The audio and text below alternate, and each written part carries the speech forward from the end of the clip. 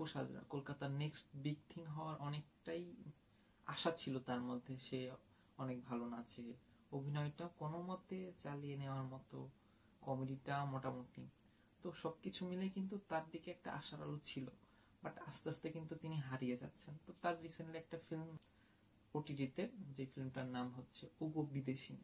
তো ফিল্মটা দেখলাম, দেখার পর আমার কি বলে একদমই ভালো লাগে নাই। তো গল্প নিয়ে কি বলবো, নতুনত্ব বলতে কিচ্ছু নাই, সেই টিপিক্যালি বাংলা গল্প বলা যায়, যে নায়কের মা নায়ককে বিয়ে দিতে চায় এন্ড তার জন্য পাত্রী খুঁজতে শুরু করে। তো এটাই হচ্ছে গল্প।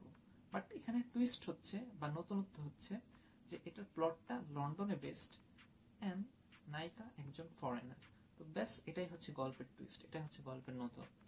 আদারওয়াইজ কিন্তু ফিল্মে কিচ্ছু নাই।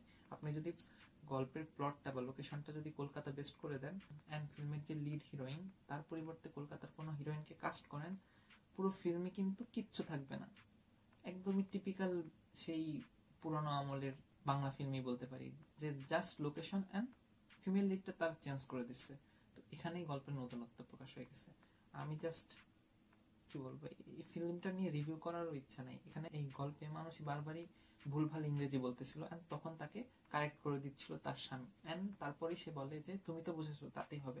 এই ফিল্মটা দেখার পর সাথে সাথে আমার মাথায় আসছে যে আমি তো বুঝছি তাতেই হবে।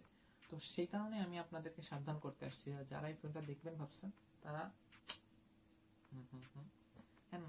ভেতরে ভেতরে আমি অবশ্যই চাই আপনারাও বাস খান, কারণ আমি একা বাস খাইছি, আমার তো হবে না, আপনাদেরও বাস খেতে হবে।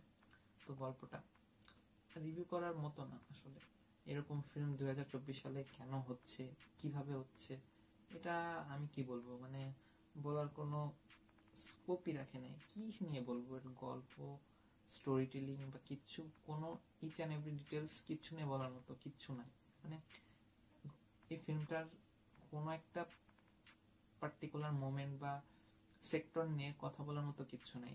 কারো অভিনয় আমার কাছে মোটামুটি লেভেলেরও ভালো লাগে নাই।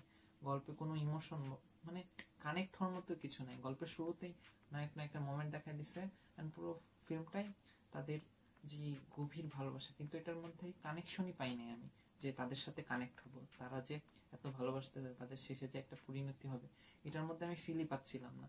আমার মনে হচ্ছিল যে যত আলাদা হোক তত ভালো। তো ফিল্মটা নিয়ে আর কি বলবো, কিছু বলার নাই।